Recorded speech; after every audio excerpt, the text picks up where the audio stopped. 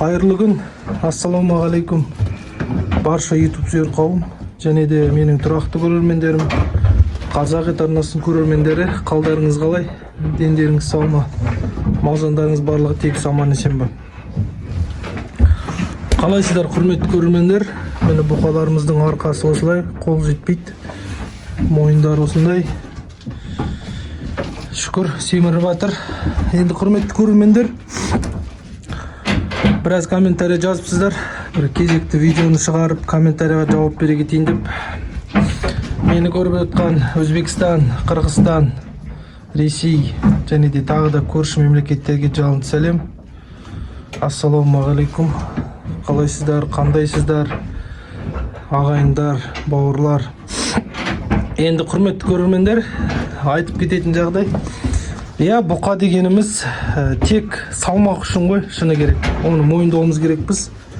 Бұқадай салмақты құнажында, тайыншада, өгізде бере алмайды. Бұқа салмақ үшін.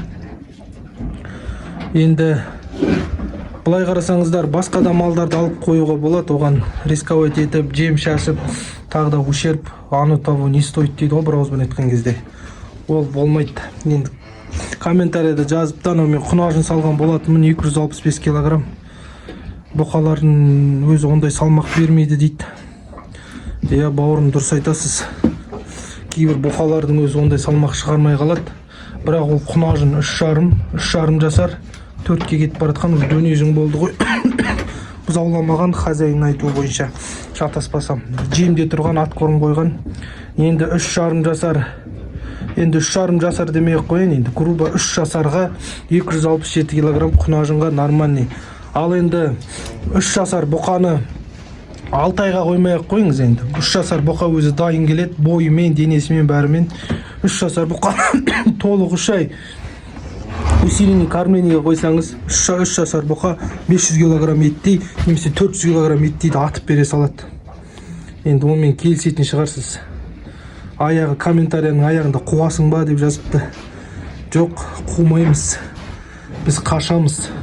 Ағайындар, сіздер сияқты адамдардан қашамыз, шыны керек. Ондай жыртылып жаман комментария жазбай қойыңыздар. Конкретно бірден айтқыларыңыз келсе, номерім бар, звондаңыздар. Комментария жазып, қуасың ба, үйтесің ба деген бос әңгіме керек емес.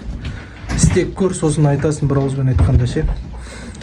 3 жасар құнажымен 3 жасар бұқаны қой, сосын түсінесің. Конечно, 1 жасар бұқа 267 килограмм бермейді. Неге бермейді? Беруі де мүмкін, бірақ енді породасына байланысты, жеген шөбіне байланысты.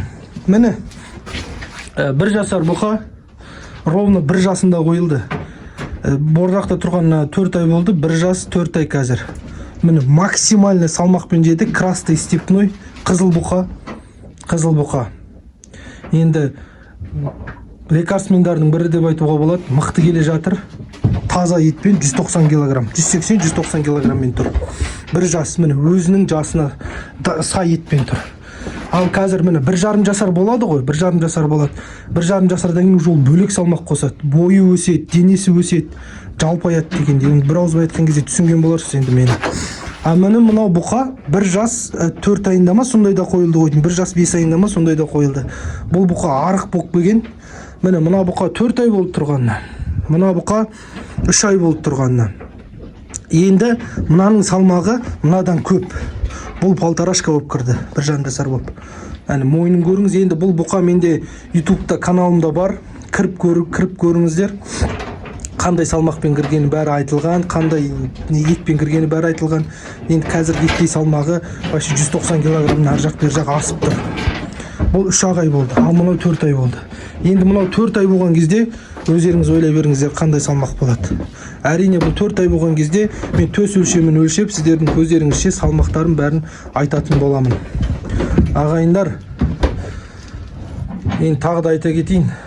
Қазақты қазақ қолдамаса кім қолдайды? Біреудің бір жерін шұқып, оны ешқандай бірдеме таппайсыздар. Конкретно по факту жазыңыздар. Өздеріңіз істеп көрмеген болсаңыздар, ағайындар, жазбай қойларыңыз сұрайын. Бірақ енді бір ауызбен айтқан кезде бұл YouTube болғаннан кейін, бұл канал болғаннан кейін адам өз ойына келген жаза береді ғой. Жаза беріңіздер. Бірақ ағайындар, сол жазғандарыңыз үшін ертең жауап беретіндеріңізді ұмытпаңыздар. Алланың алдында. жаман комментарий жазбаңыздар. Сол енді құрметті көрермендер, міне мынау 1 жасар, бірге енді толып жатыр. Ақбас, бой кішкентай, жалпақ. Өзіне сай, өзіне етіне сай, өзіне түсіне сай салмақпен тұр. Міне налар 1,5 жасарлар уже. Налар. Енді салыстыруға да келмейді. Тағы да комментарий жазыпты, өгізің арықтау болды дейді. Я толық келсем, өгіз постный болды. Постный арық болды. Құр қар етқана болды ғой, аса қатты қырып баратқан май болмады. Онымен толық келсем сіздермен, өгіз арық болды. Енді құрметті көрермендер, бұқалар 2 мезгіл жайғалады. 2 мезгіл жайғалады, таңертең және кешке. Шөпті де таңертең және кешке салам. Галштейн бұқалар жақсы, жаман емес, ет алып келе жатыр. Галштейн бұқалар енді біреу жазыпты, ауру болады, сиырын алма, үйтпе деп. Енді ауру болады дегенде Құдай сақтасын. Ауру болмай ақ қойсын, әрине жақсы болсын. Ауру болмай ақ қойсын.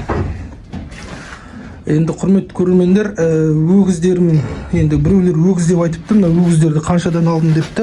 Бұл өгіздері болғанда, енді біреулер өгіз деп айтады, біреулер бұқа деп айтады. Сөз тапқанға қолқа жоқ дейді атам қазақ. Сондықтан кімге қалай болады, солай айта беріңіздер. Енді бұлар жұмалақтары бар, піштірілмеген бұқалар. Ең қымбаты 200, бұл жердегі тұрғандардан 230 мыңға алдым. Ең арзаны 180 мыңға алдым. Міне мыналардан бастап, міне осы қатардан бастап, мыналар 200 мыңға алынды. Мына қаралалар 200 мыңнан алдым. Оптым алдым, арық болды, кішкене күйлері төмен болды, көрдіңіздер өздеріңіз. Мына қызыл бұқа қыстың ішінде алынды. Бұқа табылмай, палтарашка 230 мыңнан алдық. Енді пайдет. Мына патсос ақбас бұзау 220 мыңнан алынған болатын. Бұның өзінің қасында 2 патсос алған болатынмын. Ол бұдан дәу болды, ол сойып кетті. Сондықтан круг бағаға кіріп кетеді ғой, еркек мал, білесіздер. Мына сементал шатыс бұқамыз, сосын мына тұрған бұқамыз екеуі 180 мыңнан алынды. Бұзау шешесінен беген. Шешесінен беген. Ал мынау ақбас 1 жасар 11 айлық кезінде алынды ғой, жасы басам. Мүйізі бар бірақ, мүйізі бола береді ғой. Бұл 200 мыңға алдым. Ал мынау палтарашка бұқамды өзіміздің тұратын жерден, біраз алыс жерден барып 2 бұқа алып келген болатынмын. Бұлар 220 мыңнан келді. Ал мынау палтарашка бұқамыз, өздеріңіз білесіздер, жақсы күймен келді. 200 мыңнан алдым. 200 мыңға алдым. Мынау жатқан көк бұқамды палтарашка кезінде арық болды. 180 мыңға бағаладым, келісті 180 мыңға, бірақ қызы оқып жатқан екен, ақша кішкене жетіңкіремегеннен кейін өз атына 20 мың қостым, 200 мыңға алған болатынмын. Бірақ толық 180 мыңға келді деп айта беруге болады. Мынау бұқамыз, ең бірінші келген бұқамыз, бұны 1 жасар кезінде 150 мыңға алдым. 150 мыңға алдым, қазір күйі бәрі тамаша. Аллаға шүкір, өсіп, өніп келе жатыр. Енді астарын тазалап, жем шөптерін салып, бұқалар жатуға, демалуға дайындалып жатыр. Уже алға қатарлар жатты. Енді құрметті көрермендер, бұқа қойып жатсаңыздар, Алла нәсіп етсе, енді менде бұқа көп аз болғандықтан, бізде Қарағандыда тірі мал базары жоқ.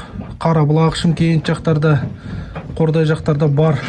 Қордайда бар ма, жоқ па білмейді. Шымкент, Қарабұлақтарда бар ғой. Тірі мал базары болған жақсы ше. Барасыз, таңдайсыз, аласыз. Мына біз дегендер ауыл аралап, қыстақ аралап, жайлап аралап кетеміз ғой, мал таппай, бұқа таппай. Бір-бірден екекеден тасисыз. Көп шығып қалады, бағасына келіспейсіз. Ал базарға барасыз, бірыңғай ортақ бағасымен келістіресіз, аласыз, кетесіз. Нендей керемет, нендей адамға бір ыңғайлы істелінген жағдай. Енді Алланың қалауымен, бізде Алла нәсіп етсе, ондай жоқ. Алланың қалауымен енді болмай тұр ғой енді.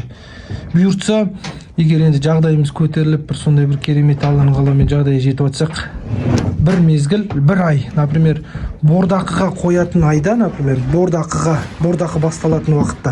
Бізде көбісі адамдар Қарағандыда күзде ғана қояды бордақы. Өйткені бізде жазда қойған не выгодно, өйткені малдың бағасы төмен болады, бордақы болсын, қой дала болсын. Өйткені бізде Қарағандыда мал көп, білесіздер. Жайлаудан жан-жақтан әкеледі. Сондықтан күзге қаратай бұқаларды халықтарға айтып, тірідей алып келіңіздер, тірідей сатып атырық деп халықтың құлағына алтын сырға деп бір дауыстап жіберсек, күз уақытында негізі тірі мал базарын бір сезон ашып қоюға болады. Оған енді территория керек, келісім керек дегендей, соның бәрін істеуге болады. Енді ағайындар бар, ақшалары көп, жағдайлары бар ағайындар. Енді бірінші Алланың қалауы ғой, пенденің қалауы емес. Сондықтан Алла нәсіп етсе, сондай ағалардың құлағын алтын сырға Қарағандыдан көріп отқандар болса, солай істеуге кеңес беремін. Енді олар кеңеске көнбей жатса, тыңдамай жатса, бұйыртса өзіміз істейтін боламыз иншалла. Құрметті көрермендер, жағдай осы. Көріп тұрсыздар, қора кішкене ашық тесіктері бар, ештеңе етпейді. Бірінші аяздан өттік, тамаша. Бұқалардың жем жеулері де жақсы.